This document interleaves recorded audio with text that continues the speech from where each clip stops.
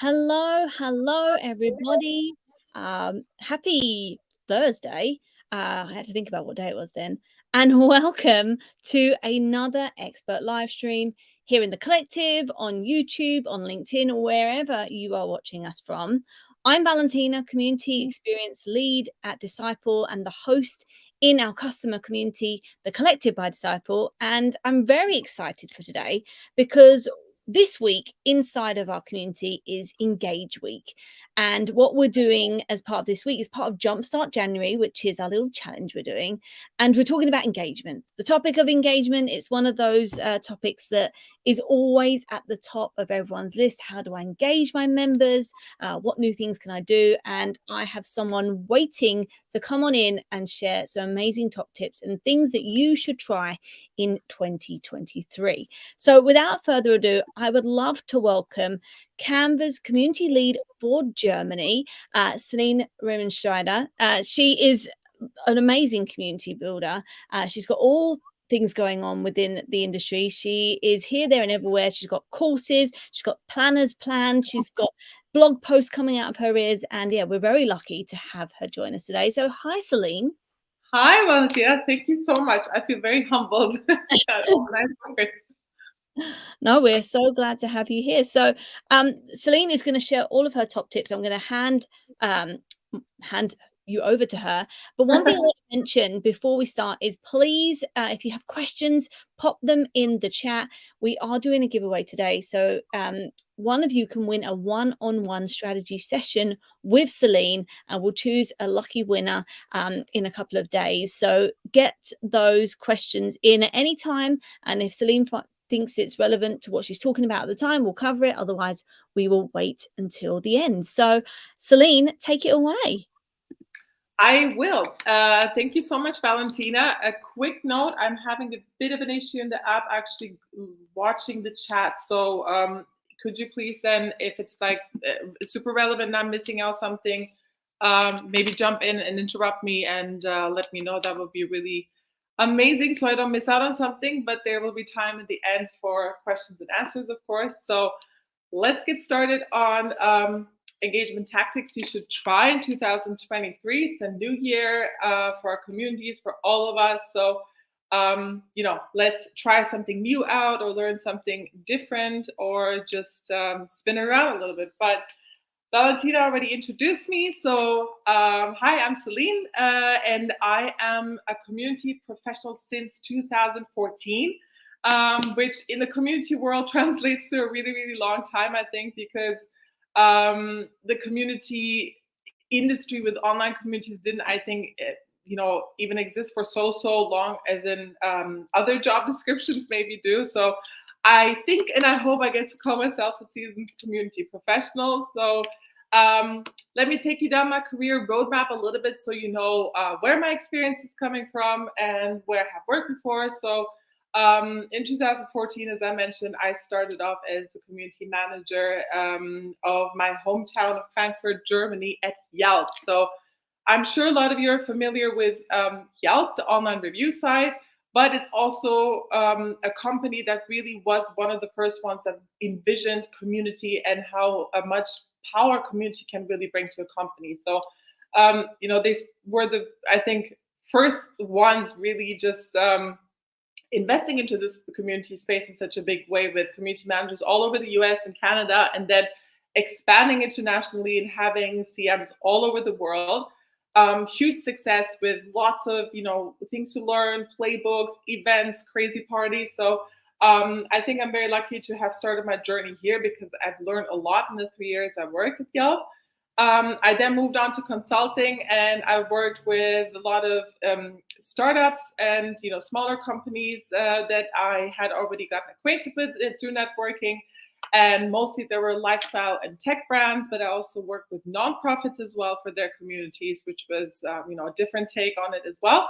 And I'm sure a lot of you know Canva, and I hope you're using this too, not because I work there now, but it's a super, super handy, useful tool to make a lot of things stand out and to make you feel like a pro designer when you maybe don't have any design experience at all.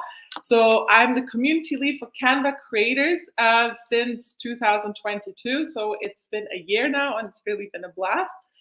So let's move on to the topics today I will be covering with you. I have 4 topics I want to talk with you about, and number 1 is, of course, with engagement, of course, understanding the engagement cycle, which will make us be able to really know at what part of the engagement cycle and the journey the customer and your community stands. Then we're going to move on to community psychology and try to really dive a bit deeper into member behavior, as well as then implementing psychological hacks throughout those member behaviors. And then I will be sharing some engagement tactics that I know have worked with different companies. And also I will be giving some examples from myself and what I do with my community too. So I like to say this, and I said this to Valentina just before we started as well.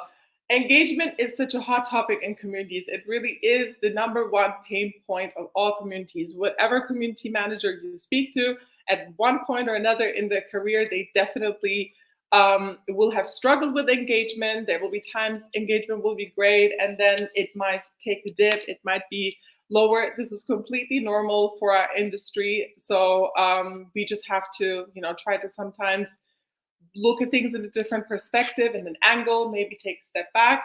We don't always have to reinvent the wheel to get engagement going. So if you have at some point look like this, for example, I just want you to know, yes, I have been working in community for so many years, but I have been there too. We all have. We've all been frustrated. There are times still where I feel this too, but at least by now I have learned a lot of things. I know what works, what doesn't, and I know how to maybe anticipate things. So that's really great. That comes, of course, with time and experience. And why is engagement so important? I like to always emphasize this as well. And that's because engagement is really what sets communities apart from other groups. Because in a community, the group of people are engaging with each other in conversations, they're having shared experiences, they have shared vision and mission, which is why they're part of that community, which is not the case for every single group that is out there. So what can we do to engage our community? Because this is why we're all here. First of all, I think we all have to accept that not everyone can be engaged at all times. Like, we have to accept this as a fact. It's just not possible, because if you have, let's say, 100 members, there's never a time where all 100 of them are super engaged, active. Each one of them is posting or asking questions and contributing with content. And it's just the way it is. That's why there's certain industry benchmarks. And usually, if you are somewhere, I think, I'm not the biggest data expert of all the companies out there, but if you have, let's say, between 30 to 50% of them that are active, mostly, or anything higher than that, then you're doing super good. So let's not beat ourselves up over it and accept this. And then let's take a look at what I call the engagement cycle. And this is how it looks like for, I think, a lot of communities out there. It might, differentiate maybe a tiny bit, but this is basically how the cycle evolves. So a member comes and signs up into your community and is a newcomer, right? After they have signed up, what happens? We had the same thing in Disciple. I, for example, signed up to the collective to be here. What's the first thing I did? Of course, you sign up, you become a member, and then you're like, okay, let me feel my way around. Let me read, what are people writing about? Who are the other members? Like, what are the topics that are talked about? The first thing I do is not go and jump in and start writing something. Most people don't do that, and that's normal. And that's why between being a newcomer here and becoming a reader, visitor, it's really important. And I'm going to get to this part here as well. But after being a reader and visitor, as I mentioned, most of the time, people have felt their way around and they've become a bit more comfortable, or they have maybe a burning question, which is why they joined the community in the first place.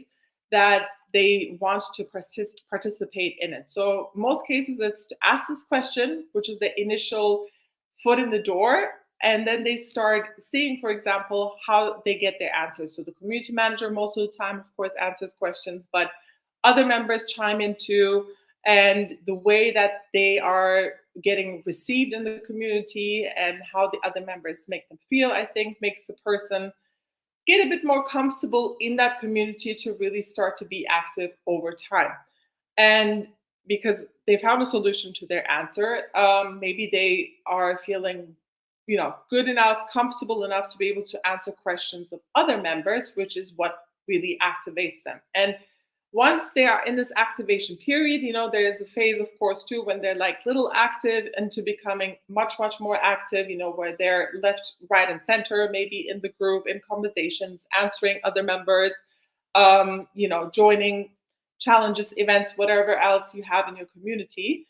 And then is the most important part in the community where you kind of graduate from become a really active member to really becoming the top 1%, which is what makes you a super member, an advocate, or an ambassador, whatever you call it in your community. But that's what makes you be the top of the top, because you're really engaged, you're super enthusiastic, you really feel belonging to that community and everything that it stands for, and you want to help and support all the other members. That's what differentiates you. And this is our special little unicorns, I think every community manager loves to have. So every community needs to have them too, because they just help all of us out.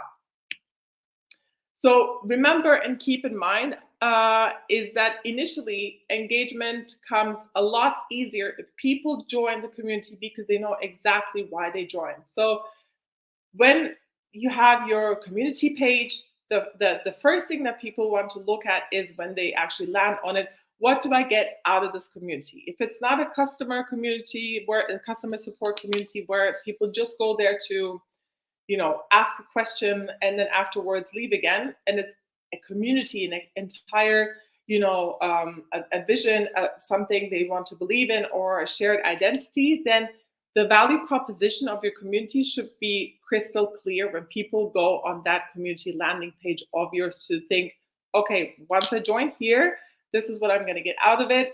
And that's why I want to stay. And that will make the activation process a lot easier too, because if people just join a community to kind of snoop around and get a feel, it's a 50-50. If it's like a super great experience, they will stay. But if it's not what they were looking for, they will jump off the board. And we don't want that. So make sure that that value proposition of yours is really, really clear. Which is why we come here, what I mentioned before, is how you really get your newcomer that has joined the community between becoming a reader to then really jump off to being a participant in the community really fast, because they know why they join. For example, let's give an example of my community again, the Canva Creators Community. So the value proposition is very clear. Creators are joining to be a part of, Canva, to be able to design beautiful templates for the Canva library. So they know why they join. It's our job then to make sure that once they're onboarded and once they go into our community, that they know exactly what is going on in the community, what they can expect from it, what we expect from them, who they can reach, what our channels are, where they can speak to other members, and have everything in a not so overloading, but a very clear messaging that makes them, want to join the other chats and be social with everybody else and really be an active member of your community. So again, I go back to me when I started out. As I had mentioned, last year I started out with Canva Creators. Of course, I have experience from before, but I started new. It was a new job, and it was like 10 creators, I think, I had in my community at the time, because there was no community manager. I was the first community manager, and they had nobody before, so they just kind of joined, signed up, and it was ghost town. So the first thing I did a simple coffee catch up on Zoom with them. and said, okay, let's get together, everybody grab a coffee. There's no, agenda, anything behind it. Let's get to know each other. Let me introduce myself as a new community manager. I can tell you what I envision for this community. You can tell me what you do. You can ask me your questions and everything. And, later on, we can plan together what else we can do. And this was perfect because it was casual. There was nothing attached to it, really. Everybody joined. And from then on, it was like we had formed a bond with this first set of members that already were there. And from then on, of course, the community grew. We onboarded more people. But I mean, it doesn't always have to be something outside of the box. Listen to your members and introduce yourself. And from then on, grow together, which is super important. And the next step, for example, I want to share with you guys because I think this can be implemented in other communities too. I started newbie training calls. So for me, this is important because I need to help creators on their journey to become better creators. Whatever your community is about, of course, think about it in your way. How can you make them be better community members? Or maybe it is about around a certain topic. So you can have a short little, newbie training call. This is what my community is about. This is what we do together. This is where you can ask questions. Or if you have, ambassadors, for example, they can join the call as well. Just like a roundup of everything that they can expect. They can ask you questions.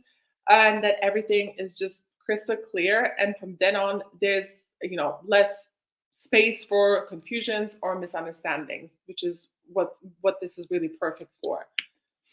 But I always like to say, of course, let's say you have this out there. For me, it was on a weekly basis. I had newbie trainings that I did every single Thursday, I think at 10 o'clock in the morning it was. But let's say the group training doesn't work, the people can't make those times, or there are people out there, and we're going to get to that in a second too, that maybe don't want to join group conversations. It happens. They just, like to maybe just speak to you, but they don't like to speak to the whole group and be a part of that. And that's fine. You can always offer, I think, a one-on-one call with them as well. I have done this too, which has worked quite good as well. Because they get to ask you a lot more questions than people sometimes dare to ask in a group. But it's good. I always say, hey, ask me questions instead of, you being really confused in my community, not knowing what to do. I'd rather you ask a question too much than not ask any questions at all. So the connection you have with them and the authenticity that you give through that is super important, I think. And let's skip then to the next topic after we've covered this of really understanding psychology and member behavior and why this is really important in a community, because community is about human interactions that we all have with each other. So understanding what drives them and motivates them to participate really is key. We're all humans here. We all have good days. We all have bad days. We have motivators for us. Sometimes some people have, extrinsic motivators from their character on. Some people have intrinsic motivators. We need to really try to understand the person as a person, not just look at them as a number in our community. And I think that's what really will shape the future of the engagement and how well you have conversations and how much people really trust you as the leader of that. So to be able to understand that in member behavior, we also need to really understand the psychology. With psychology, I mean that there are two types of people. There are introverts, or some people like to call themselves confident introverts, and there are, of course, also extroverts. So why is this important, you're going to say? It's important because it sets expectations for yourself. So with who you have to maybe focus more on having one-on-one conversations, and that's usually, let's say, the introverts that might not, maybe at the beginning, later on they might warm up, but at the beginning they might not be interested in group conversations so much, or being front and center of an event, and that's okay. And then who is going to be a lot more confident in group conversations. It's going to be more a confident introvert, or definitely extroverts, of course. And you will also be able to expect and understand who's going to really be, active in the community, who's going to be leading the conversations, who's going to be the one that is going to follow up on that, or who's going to be, more quiet or more in the background and just answering here and there a little bit. And that's okay. There's all types of people. This is, a part of it. We're dealing with other people. You have to be a people's person if you are working in a community and have your own community. And that's why we need to understand them and give them all the love and understanding that we can. So I would like to look at some tactics that work with you, as I had promised before at the beginning as well. So rituals is something I always say is really, really important, and you can adapt this to your own community, whatever works for you. But there's, many examples out there that are working for other companies. It can be November welcomes on a special day, or it can be every day, of course, depending on how often you actually onboard people, or what your system is, or how big your community, of course, is. You can have, a topic, a thread, for example, called weekly wins, and everybody shares, their wins for that week, what has been going great for them, what's really good. And over time, they will get used to that thread, knowing it's going to always, be there. It's a ritual. On this day, we share our weekly wins, and people will start chiming in much more over time. Maybe not the first time, that's normal, but over time they will. And newsletters, for example, I know that in my community, I send my newsletter every single Friday at 3 p.m. and my community expects this too. So I know that every Friday they write in their group chat and they say, "Oh, did you see it? The new newsletter is out. Everybody go into your inboxes and read it." Which is super cool in a time where people are actually, not reading newsletters. It makes me very happy to know that they are and know what day is coming. And of course, to always start discussions. So this is, as a community leader, this is just something you have to do. It's really great if your community is already doing it on their own, that they start discussions, that you can maybe, take a little step back and watch what they're doing. But in general, it's mostly left to us that we have to start discussions, some interesting topic around your community, whatever it is about, of course. Let's say if it's a lifestyle community you're working on, or a fitness community, you can start discussions about, new fitness trends, for example, now in 2023. What do you think about them? Did you try this? Did you do this? Or should we start a new challenge together? Anything that really will actually get conversation going and not just be a blank answer question. And this seems like, yeah, duh, of course, this is so obvious, but it's not. I think there's a lot of people, who do something because they have to, maybe. But I think your community are real humans and real people, and they will know if you're doing it just to do it, or if you're doing it because you really are super passionate about it and really love what you're doing. So be authentic, be yourself, because members will feel you if you force yourself to act a certain way, and I think this is one of those biggest things I try to connect with most of my community people here and there on a human basis too. I know what everybody does, in their real lives, what their passions are, and I reach out to them just outside of the community conversations too, just so they know, I know that they're human. I connect with them. It's not just about numbers and production all the time. This is really key. And yeah, I mean, I have this whole thing about it, and I will be talking a whole lot more very soon in my upcoming online course on this too. But as I said, I was trained at Yelp, and Yelp is notoriously known for hosting events. Like, the biggest community thing that they do is throw wild parties and events and everything.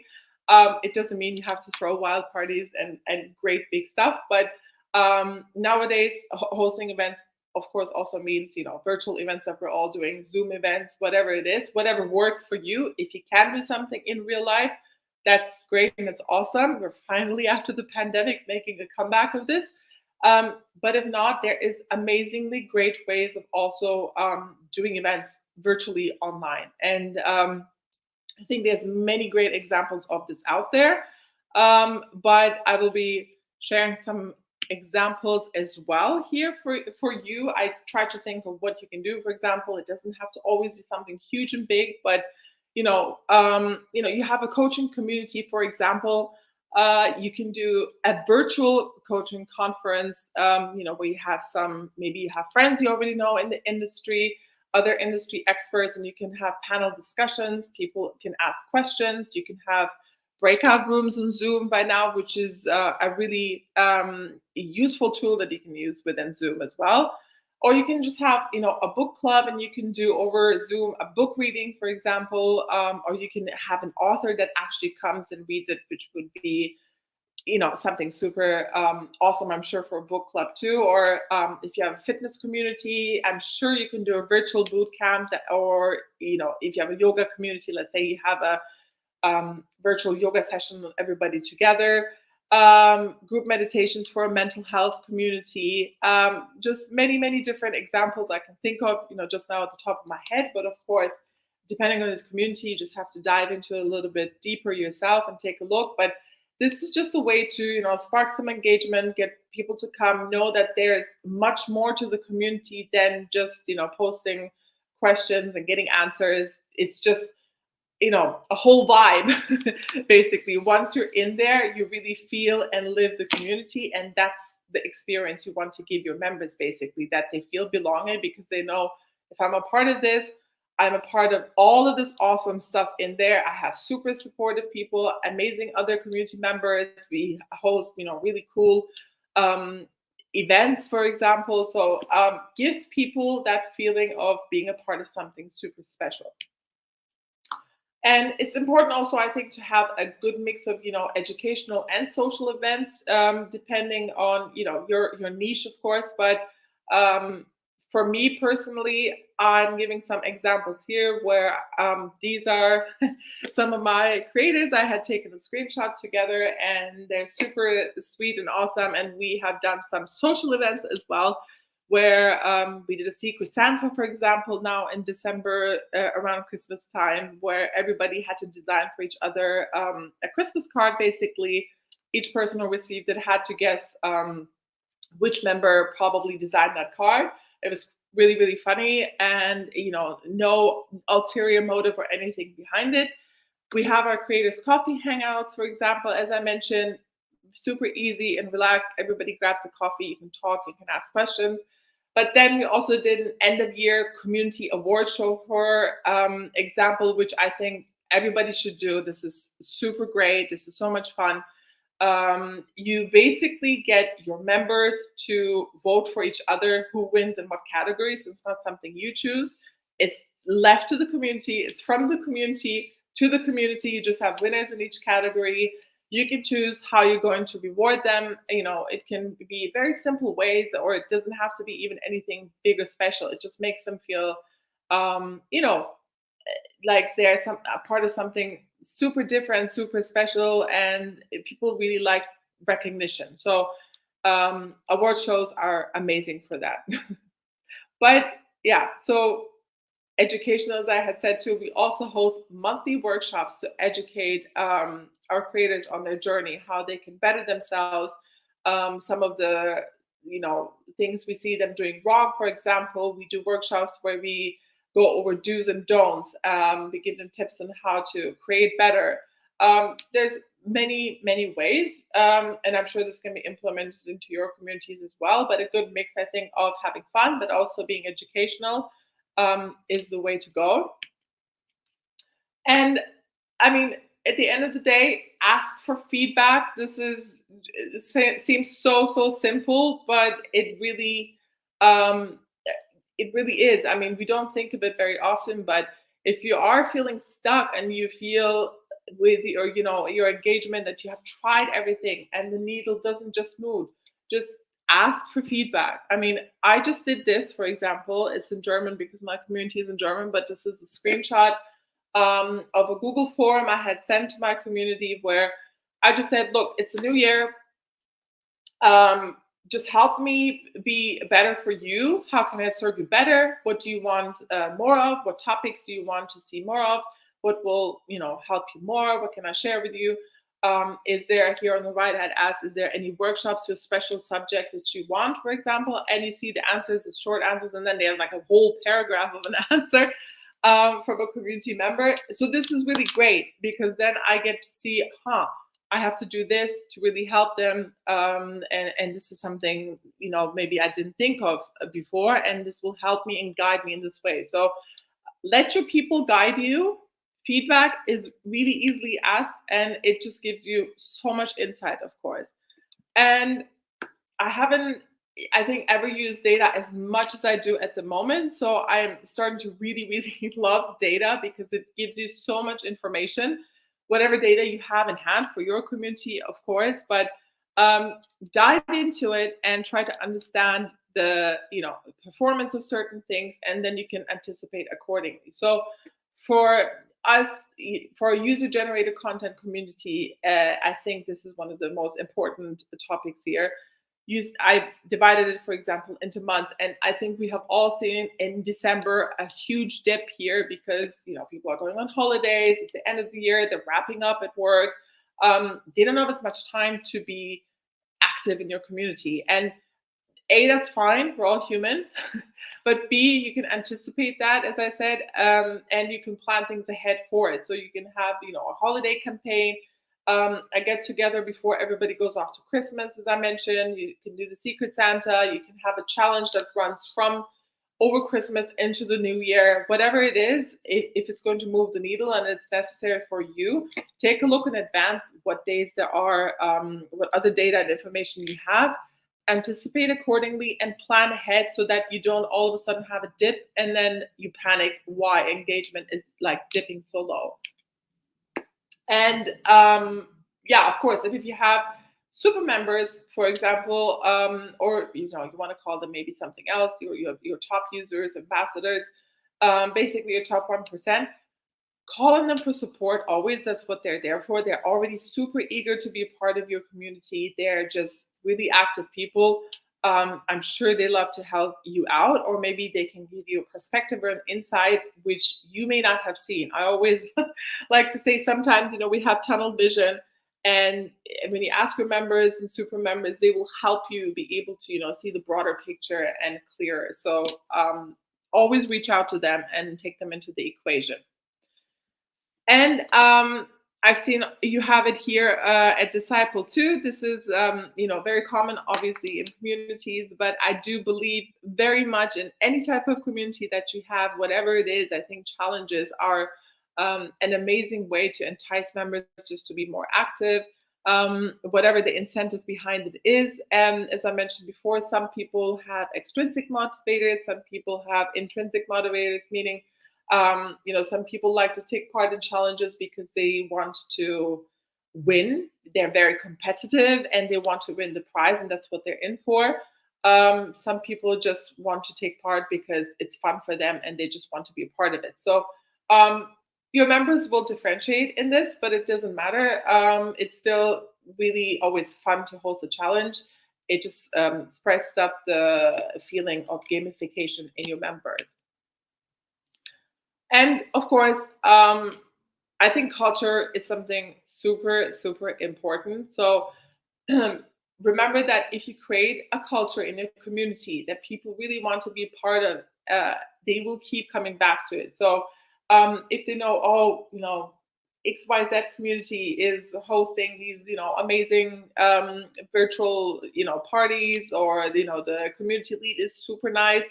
It's exactly what I was looking for on the subject that I really wanted to join, and I'm having a super great experience. Everybody is very, very nice to me. This is basically the package and the culture that you want to give to people. So you really need to work on that to keep your members, engaged and active in your community and wanting to stick around for a long time. So I have actually come to the end. Basically. So I wanted to do some practice scenarios with you, and I think we can jump into the chat then for this. And basically, let's skip here. I thought I'd give an example for everybody. You just have to pretend you have this. So you have a fitness community is an app. Maybe some of you already do and are in here. that helps moms get fitter. And you have your first app users and members, but you're the only one posting as, the community lead. So how do you really start to generate conversations? And I thought, I can ask this in here and see the answers maybe in here. I can definitely help with that. Yeah. Yeah. So we've got multiple people watching on different platforms. So as soon as people chime in, I will read off of their answers. But I would like to start in giving a suggestion on how to generate conversations. I think for me, based on what I've seen in other fitness communities that are with Disciple or ones that I'm part of, a great way to start conversations is to start off with something simple. So, for example, share your favorite fitness inspired emoji. It literally is one emoji. There's lots of emojis. I love emojis. It means that members don't have to think too much. I love it. Yeah. And it's just a great way of getting some engagement on a post. Some people may share the same emoji. You might get some interesting ones that you never thought were fitness related. But that's my top tip in terms of getting things. That's a really good one. I love GIFs too, by the way. And I've seen you guys use a lot of GIFs, and I think answering with the GIF is always like fun. Yeah, GIFs. I love memes. I've been creating memes like there's no tomorrow. But yes, something visual is really good to get things going. I know that I'm a very, very visual person. A lot of people also are. It means people stop on a feed when there's lots of other posts. So that may prompt them to get involved. So yeah, get visual, people. Jay, who's watching on LinkedIn, is saying share before and after pictures if you are part of this community. Love that. Definitely. Anyone else got anything on there? Oh, they're also sharing about food choices. I mean, we're talking about getting fit, and that often relates to, working out, but eating is a huge part of getting fitter. Sharing, your wins in I made this healthy meal today. It's great for inspiring people to maybe copy that. But also celebrating the fact that, you decided to make something healthy and you didn't go towards like the burger and fries, which we know wants all the time. All right, let's skip. I have one more scenario, and then we're running towards the end of, we can go to normal Q&As then. You have a member that had started participating in conversations, but has grown rather inactive lately. So how do you plan to reach out to them and activate them again? Ooh, that's a great one. It's one we all hate. Like, you were there. Why are you not? Come back. Yeah, please. Okay, I will start again. So if you're using Disciple, which a lot of people are, we have a great feature that is push notifications. You can send a specific notification. You can personalize it to a group of people or an individual person. So you could send that push notification saying, Celine, you've not been back in a while. We miss you. That kind of thing. I know not all platforms have that, but getting really personal with people. I know DMs work well. I know you mentioned that earlier about, getting on calls when people first join your community. I am big for getting involved in the DMs. And I know that kind of takes away from the engagement happening in the feed, but sometimes people don't always feel comfortable to be public in the way that they want to engage. 100%. Yeah. So DMs is a great way finding out, how are you, first of all, because maybe they're going through something. Yeah.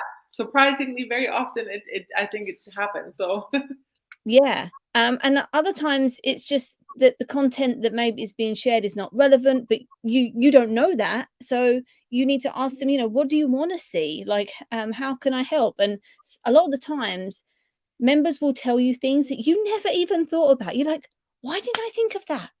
And that just helps you as a community manager create more content, pivot your strategy, whatever you need to do. So hopefully that then brings people back. Yeah, I've heard it all. why they're gone off the radar. So I think, one-on-ones is not just at the beginning, as I said before. I think one-on-ones always, like, the whole time on the community journey, always reach out to people, because I think people appreciate that a lot too. And Jay is saying also reach out to them personally, like one-on-one call. Yeah, exactly, definitely, Jay. I agree. It's very important, I think, to give them the feeling of caring for them, because I think at the end of the day we all do, because we spend so much time in our communities that they become our people, right? Yeah, family. Yeah, exactly. All right. So basically we can, I think, jump on to the Q&A bit. If anybody, I didn't see anything before, I'm sure I didn't. So thank you very much. And let's jump on to the questions. And this is how you can connect with me if you want to on Instagram. Find me as a community mentor, or you can just connect with me on LinkedIn. Yes, thank you. I will stop sharing, right? Well, actually, I think we can leave that up for now, so that people can make a note of it. But there are some questions, so I will jump right into those. So, Isotta, who was watching on LinkedIn, she said, Celine, do you have any tips about re-engaging a community? I know we've just talked about this, after it's already established but has become dormant. Should I work with a community that, like many others, suffered a lot during COVID? We started a program to help community leaders re-engage their communities. Some are working, but others are still struggling. I was wondering if you had any specific tips for this situation. So what do we do if, like, strategies are working in one kind of community but not in another? Well, I think it's really important maybe to, again, I don't know the size of this community or anything, but I think initially to try to reach out to as many people as possible, maybe get together for a group call, because I think one-on-one with everybody might be harder, and then have some one-on-ones on the side. And then just try to, explain to them, it was COVID, everything kind of, in the whole world, everything has gone down. But thankfully, it's never coming back. It's over. So reach out to them, try to connect with them again, say, look, we're still here. We want to, revive this community. What can we do to get you back in here? Or if they're not, then I think maybe just ask through a feedback form. Mm-hmm. And I think through a feedback form, if people are really not answering to that either, there's like two ways I think you can go. Either you can say, okay, maybe people are really not interested anymore, or I know it sounds like buying people, but if you have a budget to maybe then, incentivize it and say, hey, if you answer this feedback form, you have a, Starbucks card from us, Amazon card, whatever it is that works for everybody in the easiest form for just a couple of bucks. I think that's the way to go to try to, reboot it. Yeah, I mean, I am definitely more willing to answer a survey if there's an Amazon card or a Starbucks gift card. I love surveys anyway, but those incentives do help. I was actually speaking to someone the other day about this, and feedback seems to be something that's really underrated. Underrated. People don't ask enough, and I think as community managers, we're a little bit scared of what people are going to say. Like, I don't like going to say the worst, right? Like, and sometimes they do, but if you don't ask for feedback, you're really never going to be able to build your community with your members. You're just going to be building it for them, and that's not what community building is about. You're not going to expect them to get involved if you're not going to ask them, well, how do you want to get involved? And maybe that's changed since COVID. Maybe people who were really active online before, they've now decided they don't want to participate in that way. They want to participate in a different way. But if you don't ask them and then you don't pivot, you're never going to be able to move forward. So yeah, Yeah, feedback, super important, whether it's surveys, polls, getting on one-on-one calls. 100%.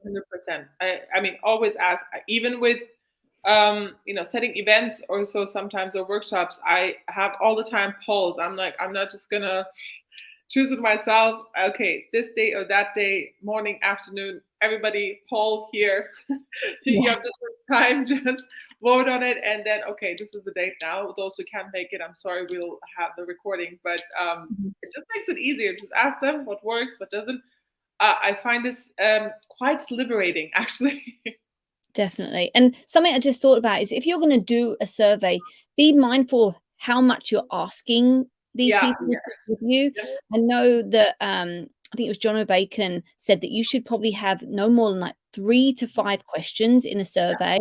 Make them easy, whether it's ones like check boxes or like a drop down. I mean, if you need to ask like a paragraph type answer, Mhm. um, then go for it. But just put yourself in the shoes of your members. If they were presented with a survey that was asking them for a lot of like long text answers, would you fill it in? Yeah. I don't know. Most of the time, probably not. So Yeah.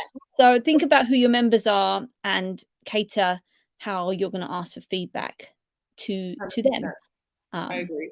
Great. Next question then is from Jay. She says, how to make the customer support community members talk to each other.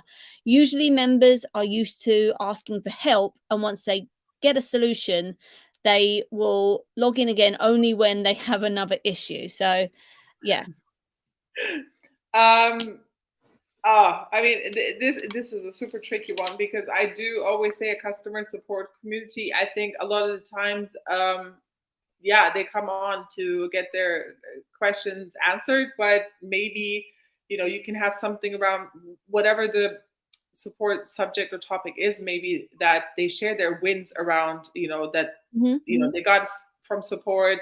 Um, the right answer, and through that they had a win because they were able to do what they initially planned to do, to kind of try to share that with each other and turn it into a positive, maybe, because I was going to give this as an example before as well, where I thought customer support community, like, with Amazon, for example, KDP, as I mentioned. So I'm trying to publish a book, a planner, and I had issues. So I was also like, where do I go? Where's the community for this? On my own. And I'm like looking frantically for it. And of course, I have a burning question. So to me, it's important. I have to go in there. I have to ask this question and see how many other members had the same issue, maybe, and what the answer is to be able to solve that. And normally I would have planned to then say, okay, tick, no, it got solved and I go away. But what would then draw me in, I think, to stay there is if the community lead or a person can say, hey, either this would be very smart to connect me to another community member and say, hey, Valentina had the same issue, but she solved it. And now, she published her book, maybe you want to ask her or check it out. And then I'm obviously going to be like, well, Valentina, really, you had exactly this? And this is going to make us have a conversation with each other. I mean, this is like bingo. Um, but something like that to turn it into, a positive will definitely take a different spin for me to maybe linger around more and have more conversations to see if there's other topics maybe I didn't think of, or maybe other warnings from other members I will learn in there if I stay in there. So that's the way to turn the member around, I think. Yeah, definitely. Something that we do inside the collective actually is we have an events initiative called Feature Focus. We get a Mhm. lot of questions about the Disciple platform in our customer Yeah. community. So what we do is each month we do a live stream with one of our product managers who talks about a new or existing feature that Mm. has come up as something that people have been asking questions about. So that draws people in to come to events. I mean, if I'm thinking of something that is maybe not so scalable, but we're talking about, getting to know your members, is make a mental note of what somebody asked. I mean, I use Trello for everything.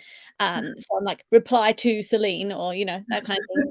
follow up with them. Like, say, for example, your question with putting your planner on Amazon, reach back out and be, hey, Celine, was you able to get your planner, uploaded, published? I'd love to see it, or whatever the question is. I'd love you to share it in the community or whatever. That does take a bit of work, but of course, but it goes a long way. it goes a long way, and it's all about building habits for that to then happen without you having to go and check in with them each time. So that could be something you can do. Okay, let's You're welcome. I have a few more questions. Let's see. So Jeff, who is a Disciple customer, he does have a fitness based community. He has said, which rituals have you found to drive the most engagement? So you shared quite a few different ones. Is there any that are like at the top of your list?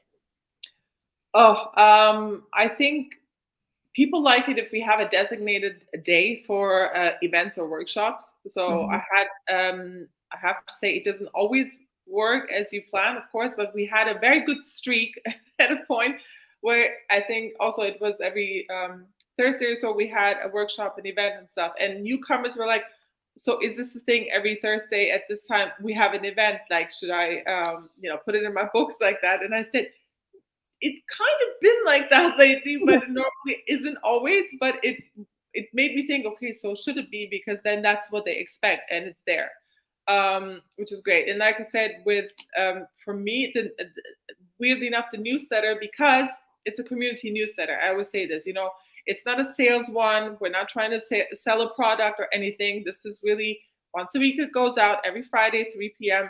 And you have all the insights that you need for, your journey to be able to be really successful. And we share really deep data analytical stuff for them to really succeed, which they love. Or our challenges are in there. The winners of challenges are all in there. So they know to expect it's in there. So to them, it's like, Friday, 3 p.m. Is it in my inbox yet? And I like that a lot because, if you look at the industry benchmark of newsletters, it is normally, I think, 30% or maximum 40, they say.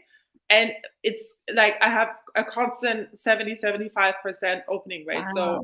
So it's doing really good, and I'm very proud of that. Oh, definitely. Congratulations. Yeah, thank you.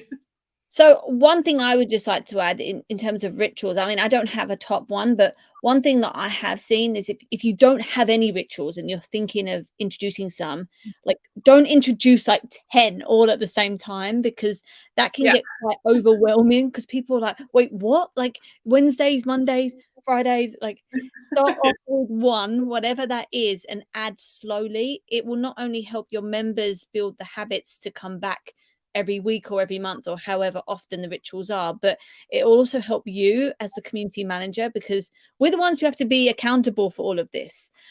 So only do what you can manage, because the last thing you want to do is start a ritual and then not keep going with it, because you will lose people.